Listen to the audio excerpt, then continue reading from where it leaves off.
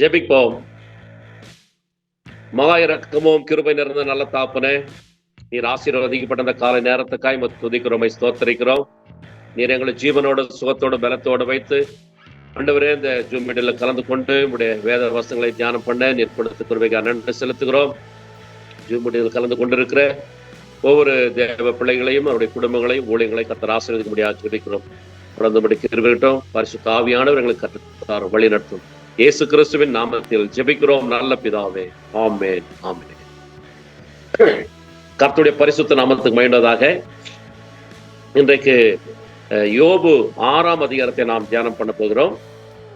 இந்த யோபு 6ஆம் அதிகாரத்துடைய தலைப்பு என்னன்னு சொன்னா, எலிப்பாஸ் சொன்ன வார்த்தைகளுக்கு யோபுவின் பதில். அதாவது இந்த எலிப்பாஸ் யாருன்னா யோபினுடைய சிநேகிதர்கள். 3 சிநேகிதர்கள் வந்து யோபிடத்துல பேசுறாங்க. அதனால அவங்களை குறித்து முதல்ல நான் உங்களுக்கு சொல்றேன். எலிப்பாஸ் வந்து 3 முறை பேசுறாரு. அதுக்கு யோபு வந்து 3 முறை பதில் சொல்றார். இந்த எலிப்பாஸ் வந்து மத சம்பந்தமான காரியங்களை குறித்தே பேசுறார். 2வது பில்தாத் 3 முறை பேசுறான். யோபு 3 முறை பதில் சொல்றார். இந்த பில்தாத் வந்து பொருளாதார காரியங்களை குறித்து பேசுறான்.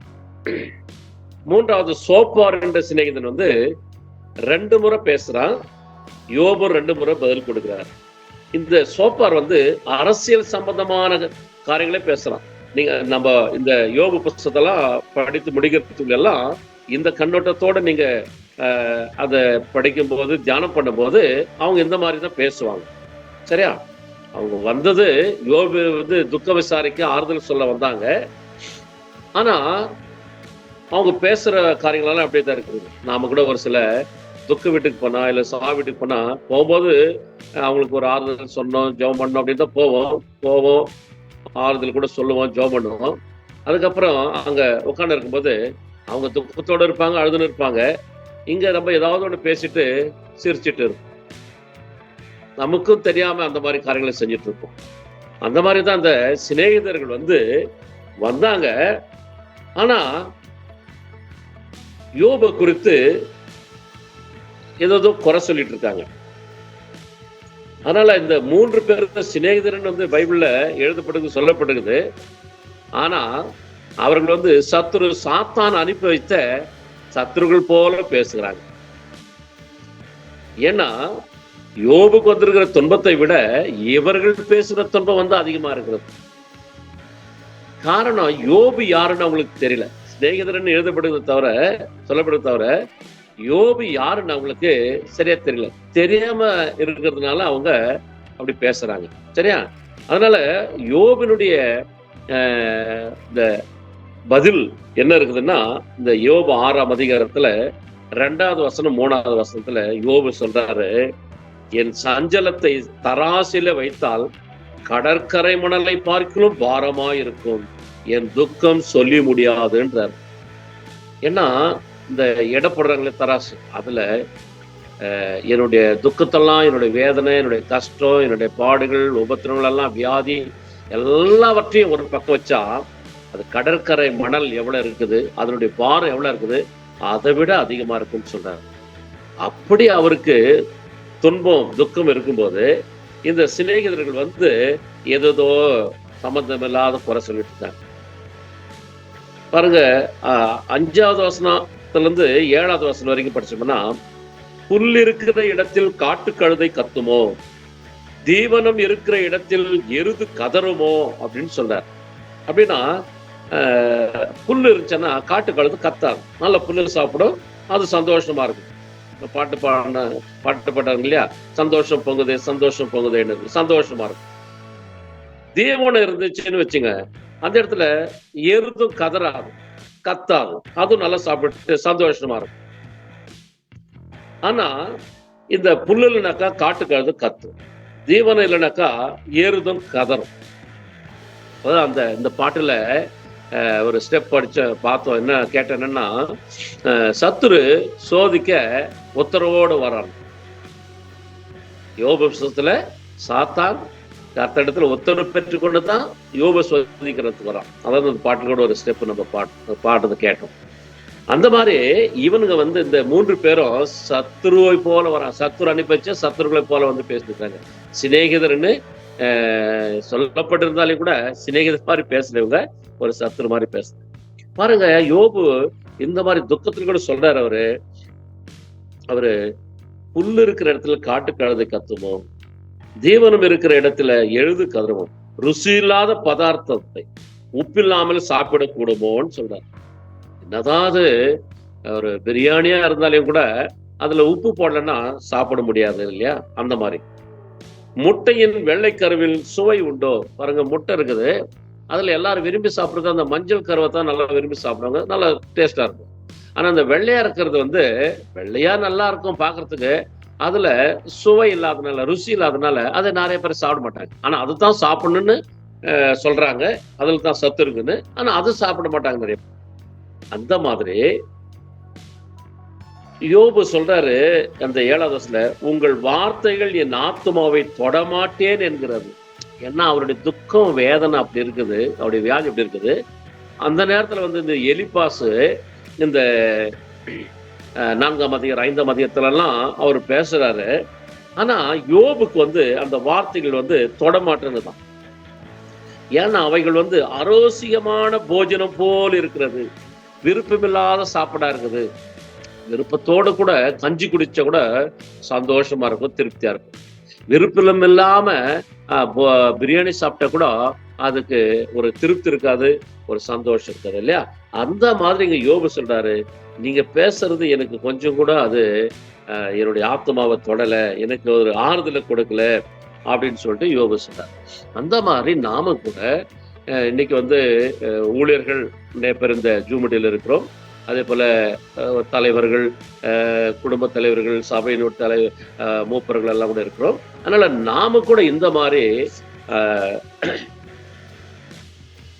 என்ன செய்யறோம்னா, அந்த புல்ல காட்டு கழுதை போடும்போது அது கத்தாம இருக்கும், தீவனத்தை எருதுகளுக்கு போடும்போது கத்தாம இருக்கும். ருசியுள்ள பதார்த்தமா இருந்தா அதை சந்தோஷமா சாப்பிடுவோம். அந்த மாதிரி நாம கூட ஆவிக்குரிய ஆகாரத்துல, சுவையுள்ள ஆவிக்குரிய ஆகாரத்தை நாம கொடுக்கிறவர்களா இருக்கணும். அதுதான், அப்பதான் மற்றவங்களுக்கு, கேட்கிறவர்களுக்கு அது ஒரு பிரயோஜனமா இருக்கும், சந்தோஷமா இருக்கும், ஆவலோடு கூட கேட்பார்கள். அதனால இன்னைக்கு இந்த 6ஆம் அதிகாரத்துல எல்லாம் யோபுடைய துக்கம், வேதனை, பாடுகளை குறித்து எழுதப்பட்டிருக்குது. அதனால நான் உங்களுக்கு ஒரு ருசியுள்ள ஒரு சில காரியங்களை சொல்ல போறேன். இப்போ இந்த 3 சிநேகிதர்களுக்கு யோபு குறித்து முழுசா தெரியல, யாரு யோபுன்னு சொல்லிட்டு. யோபு யாருன்னு கேட்டா நம்ம கூட என்ன சொல்லுவோம்? அவன் உத்தமன், சன்மார்கன், தேவனுக்கு பயப்படுகிறவன், பொல்லாப்புக்கு விலகிறவன் அப்படின்னு நம்மளுக்கு எல்லாருக்கும் தெரியும், நாம சொல்லுவோம். ஆனா வேதாகமத்திலே, ஆதியாகமத்திலிருந்து வெளிப்படுத்தின விசேஷம் வரைக்கும் 66 புஸ்தகத்துல எத்தனை தேவ மனிதர்கள் இருக்கிறாங்க?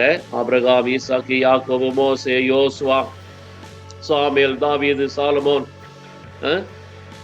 இன்னும் தானியேல், எசேக்கியேல், எசேக்கியா, யோசபாத், புதிய ஏற்பாட்டுக்கு பேதுரு, யோவான், யாக்கோபு, இப்படி எவ்வளவு பேர் இருக்கிறாங்க இல்லையா? அப்போஸ்தலன் பவுல், இவ்வளவு பேர் இருக்காங்களா?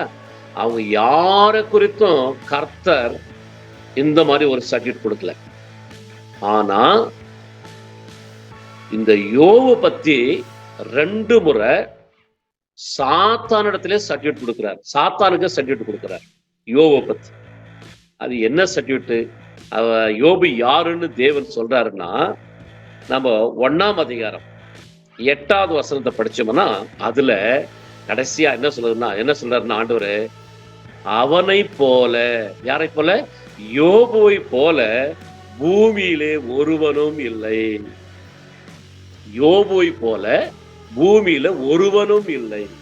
அதே மாதிரி 2ஆம் அதிகாரம் 3வது வசனத்துல, அவனை போல பூமியில் ஒருவனும் இல்லை என்று கர்த்தர் சாத்தானிடத்துல 2 முறை சொல்றார்.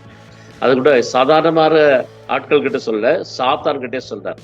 அப்போ பூமியிலே ஆதியாகமத்திலிருந்து வெளிப்படுத்துற விசேஷம் இருக்கிற மனுஷர்களே யோபை போல ஒரு மனுஷன் யாருமே இல்லை, அவனை போல பூமியில ஒருவனும். அந்த மாதிரி மனுஷன் தான் இந்த யோபு.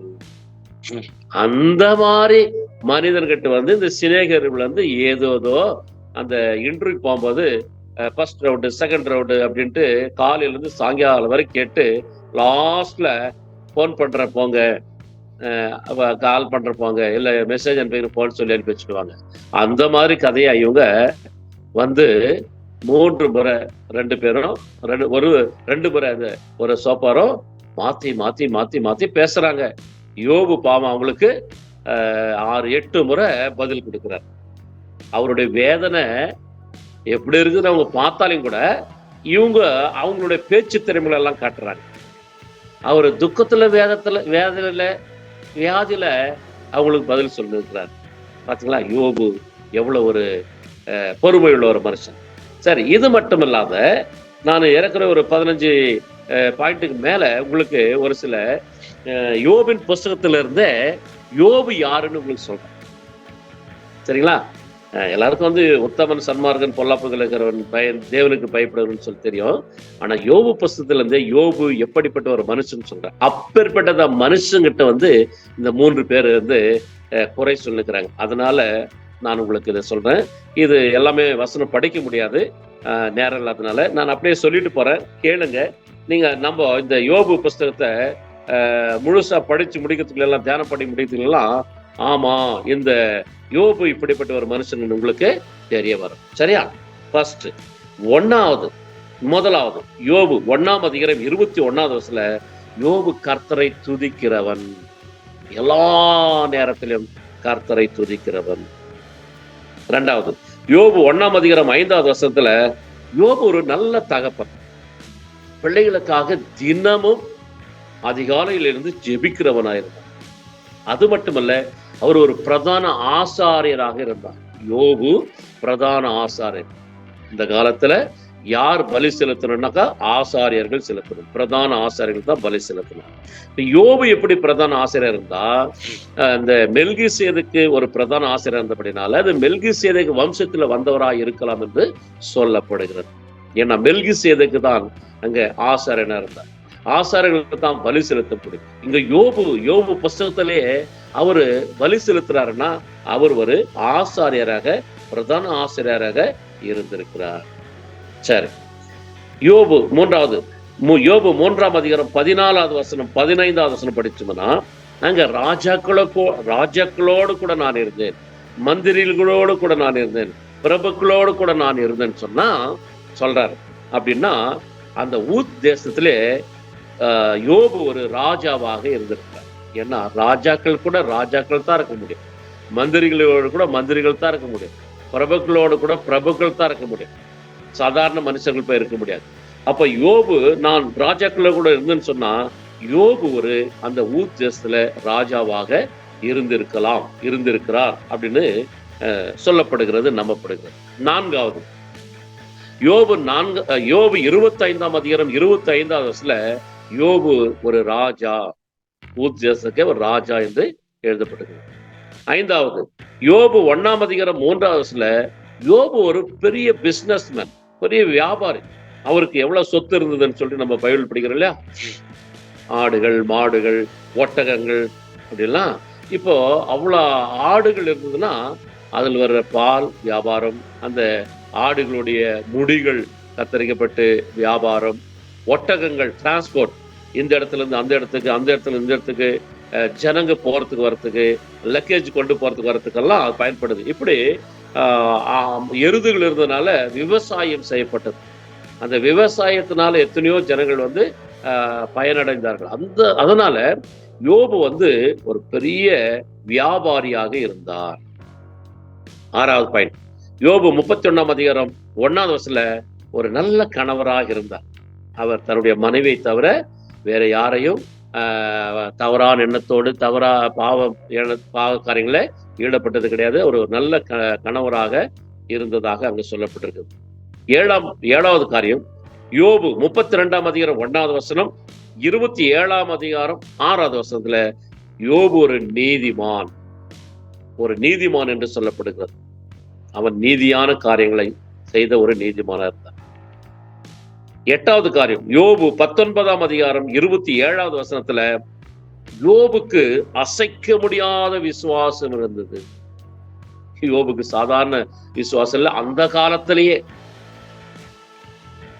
அபிரகாமுக்கு முன்பாகவே, நியாயப்பிரமாணம் வரத்துக்கு முன்பாகவே ஒரு சிலர் தேவனை விசுவாசித்திருந்தார்கள். தேவனுக்கு ஆசாரியர்கள் இருந்தார்கள். தேவனிடத்துல ஜெபித்து கொண்டிருந்தார்கள். தேவனுக்கு பலி செலுத்திக் கொண்டிருந்தார்கள். தேவனுடைய வார்த்தைகளை அறிவித்துக் கொண்டிருந்தார்கள். அதுல மெல்கிசேதேக் ஒருவர், பிலேயாம் தீர்க்கதரிசி ஒருவர், அதே போல யோபும் ஒருவர். பாருங்க, அப்பவே யோபுக்கு அசைக்க முடியாத ஒரு விசுவாசம் இருந்தது. இன்னைக்கு நாம கையில வேதம் இருக்குது, தினமும் வேதத்தை வாசிக்கிறோம், பிரசங்கங்களை கேட்கிறோம். ஆனாலும் கூட நம்முடைய விசுவாசம் தடுமாறுகிறது. ஆனால் யோபுக்கு எவ்வளவுதான் போராட்ட, உபத்திரங்கள், பிரச்சனைகள், வியாதி வந்தாலும் அசைக்க முடியாத விசுவாசம் இருந்தது. நான் கர்த்தரை நானே பார்ப்பேன், என்னுடைய கண்களில் நானே பார்ப்பேன், நான் அவரோட பேசுவேன் அப்படின்னு சொல்லிட்டு ஒரு விசுவாசத்தோடு இருந்தார். அந்த விசுவாசம் அங்க நடந்தது, நிறைவேறது. சரி, 9வது பாயிண்ட். யோபு 42ஆம் அதிகாரம் 10வது அவர் ஒரு ஜெப வீரர். யோபு ஜெப வீரர். அனுதினமும் தன்னுடைய பிள்ளைகளுக்காக ஜெபித்தார். இந்த 42ஆம் அதிகாரம் 10வது கூட துன்ப நேரத்திலும் கூட தன்னை குற்றப்படுத்தின சிநேகிதர்களுக்காக கூட அவர் ஜெபிக்கிறவராய் இருந்தார். இந்த காலத்துல நம்மள யாராவது ஏதாவது பேசிட்டாங்களா, நம்ம அவங்களுக்காக ஜெபிக்கிறதுக்கு நம்மளுக்கு மனசு வராது. அவர் ஜெபித்தாலும் கூட அரைக்குறையா முழு மனதோடு ஜெபிக்க மாட்டோம்.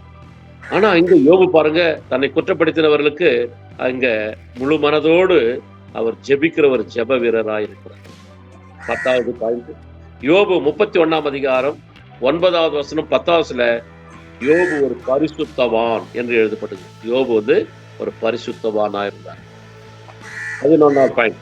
யோபு 31ஆம் அதிகாரம் 17வது வசனம் 18வது வசனம் படிச்சோம்னா, தாய் தகப்பன் இல்லாத பிள்ளைகளுக்கு அவர் உதவி செய்கிறவராகவும் அவரே அவர் தாயும் தகப்பனுமாக இருந்தார். அந்த காலத்திலேயே அவர் சோஷியல் ஒர்க் செய்திருக்கிறார். அந்த காலத்திலே தாய் தகப்பன் இல்லாத பிள்ளைகளுக்கு அவர் ஒரு தகப்பனாக, தாயாக இருந்து உதவிகளை செய்திருக்கிறார், ஆறுதல் படுத்திருக்கிறார், திடப்படுத்திருக்கிறார். 12வது பாயிண்ட். யோபு 29ஆம் அதிகாரம் 16வது வசனத்துல அவர் ஒரு நியாயாதிபதியாக இருந்திருக்கிறார். யோபு ஒரு நியாயாதிபதி, நியாயம் விசாரிக்கிறவராக இருந்திருக்கிறார். 13வது பாயிண்ட். யோபு 26ஆம் அதிகாரம் 7வது வசனம், 31ஆம் அதிகாரம் 28வது வசனத்துல யோபு ஒரு ஞானி. அவர் ஒரு ஞானியா இருந்திருக்கிறார், தீர்க்கதரிசியா இருந்திருக்கிறார், புத்திமானா இருந்திருக்கிறார். சாதாரணமான மனிதன் இல்ல யோபு, அவர் ஒரு ஞானி. அவர் இந்த யோபு புஸ்தகத்துல அநேக காரியங்களை வெளிப்படுத்தியிருக்கிறார். பூமி அப்படியே அந்தரங்கத்தில் தொங்க விடப்பட்டிருக்கிறது. யோபு வரப்போற காரியங்கள், இந்த இரும்பு, பொன், வெள்ளி இதெல்லாம் எங்க இருக்கிறது அப்படின்னு யோபு 28ஆம் அதிகாரத்துல இப்படி பல காரியங்கள் இந்த புஸ்தகத்துல எழுதப்பட்டிருக்கிறது. ஆனால் யோபு ஒரு தீர்க்கதரிசியாய் இருந்திருக்கிறார். ஆண்டவராய் இயேசு கிறிஸ்துவை குறித்து அவருக்கு ஒரு சில வெளிப்பாடுகள் இருந்திருக்கு. நல்ல ஒரு புத்திமானா இருந்திருக்கிறார். 14வது பாயிண்ட். யோபு 1ஆம் அதிகாரம் 8வது யோபுவின் மேல தேவனுக்கே ஒரு நம்பிக்கை இருந்தது. அதாவது சாத்தான் கிட்ட சொல்றாரு கர்த்தர் தேவன், யோபுவின் மேல நீ கவனம் வைத்தாயோ, யோபுவை பார்த்தாயோ அப்படின்னு எல்லாம் சொல்றாரு.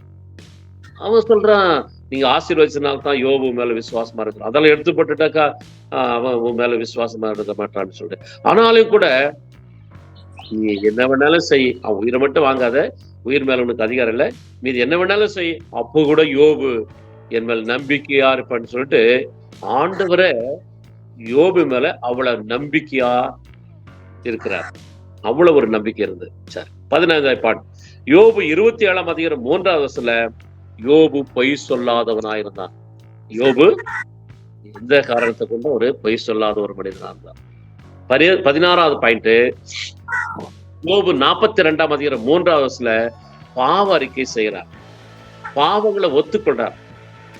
தேவனே ஆண்டவரே யோபுத்துல கேள்வி கேட்கும்போது, பேசும்போது முதல்ல சொல்லிட்டு இருந்தாரு, ஆண்டவரை நான் இப்படி கேள்வி கேட்கணும் அப்படின்னு சொல்லிட்டு இருந்தாரு. நான் ஆண்டவர் பேசும்போது வாயை மூடிட்டு சைலண்ட் ஆயிட்டார், பயந்து போயிட்டார். பாவ அறிக்கை செய்யறாரு, பாவத்தெல்லாம் ஒப்புக்கிட்டார். நான் ஆண்டவரே என்னோட கஷ்டத்துல துன்பத்துல நான் இப்படி பேசிட்டேன் ஆண்டவரே அப்படின்னு அவருடைய பாவத்தெல்லாம் ஒத்துக்கொள்றார். அறிக்கை செய்யற பாவங்களை ஒத்துக்கொள்கிறார். 17வது பாயிண்ட், யோபு 29ஆம் அதிகாரம் 21வது வசனத்தை படிச்சோம்னா, 21வது படிச்சோம்னா, நல்ல ஒரு ஆலோசனை சொல்லுகிறவரா இருந்தார் யோபு. அவருடைய தேசத்தில் உள்ளவர்களுக்கு அவர் நல்ல ஒரு ஆலோசனை சொல்லுகிற ஒரு தேவ பிள்ளையாக இருந்தார். இப்படி யோபு குறித்து நம்ம அநேக காரியங்களை படிக்க முடியும், சொல்ல முடியும். இப்பேற்பட்டதான இந்த யோபுவை இந்த சிநேகிதர்கள் என்று சொல்லுகிற அந்த 3 பேர், எலிபாஸ், பில்தாஸ், சோப்பார் பல காரியங்களை சொல்லி குற்றம் சொல்லிக் கொண்டிருக்கிறார்கள். இந்த வெந்த புண்ணுல அம்ப பாய்ச்சு வாங்கணுவாங்க இல்லையா, அந்த மாதிரி எரிகிற நெருப்புல எண்ணெய் ஊத்துற மாதிரின்னு சொல்லுவாங்க இல்லையா. இப்படி அவரே துக்கத்துல துன்பத்துல வியாதியில இருக்கிறாரு. ஆனா இந்த சிநேகர்கள் இன்னும் துக்கத்து மேல துக்கத்தை கொடுத்துருக்குறாங்க. ஆனாலும் யோபு பொறுமையா பதில் சொல்லுகிறார். கடைசியில என்ன நடந்ததுன்னா, இந்த புஸ்தகத்துல தேவன் அந்த 3 பேரை தான் கடிந்து கொள்கிறார். அந்த 3 பேர்களுக்காக யோபுவை ஜெபிக்க சொல்றார். யோபுக்கு சுகத்தை கொடுக்கிறார், இழந்த போனதை இரட்டத்தனையாக கொடுக்கிறார். பாருங்க, யோபுடைய வாழ்க்கையில கர்த்தர் செய்த அற்புதங்கள், கர்த்தர் செய்த நன்மைகள் எவ்வளவு. ஏன்னா யோபு அப்பேற்பட்டதான ஒரு மனிதனாக இருந்தார். ஆனால் அந்த சிநேகிதர்கள் யோபை குறை சொல்லி கொண்டிருக்கிறார். அதனால கர்த்தருக்குள் பிரியமானவர்களே, நாம கூட துக்கத்தோடு இருக்கிற இடத்துல துக்கத்தோடு இருக்க வேண்டும், சந்தோஷப்படுறதுல சந்தோஷமா இருக்க வேண்டும். நாம துக்கப்படுகிற இடத்துல சந்தோஷமாய் இருக்கக்கூடாது, சந்தோஷமா இருக்கிற இடத்துல போய் துக்கமா இருக்கக்கூடாது. அதனால நம்ம விருந்து வீட்டுல சந்தோஷமா இருக்கலாம், துக்க வீட்டுல அவர்களோடு கூட நாம துக்கத்தை பகிர்ந்து கொள்வது நல்லது. இயேசு கண்ணீர் விட்டார். ஏன்னா மார்த்தாள் மரியாள் அழுது கொண்டிருக்கும் போது இயேசு கூட கண்ணீர் விட்டார்.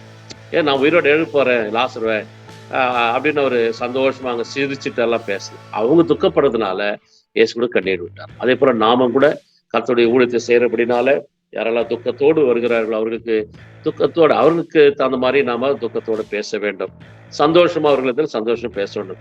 இப்படி அதற்கு தகுந்த மாதிரி வசனங்களை நம்ம சொல்லும் போது அது அவர்களுக்கு ஒரு ஆறுதலையும் தேர்தலையும் சமாதானத்தையும் சந்தோஷத்தையும் கொடுக்கும். ஆகினால இந்த யோபு 6ஆம் அதிகாரத்துல யோபினுடைய பதில், அவருடைய துக்கம், கஷ்டம், பிரச்சனை, பாடுகள், உபத்திரங்கள் எல்லாம் அந்த எலிபாசுக்கு சொல்றார். சரிங்களா?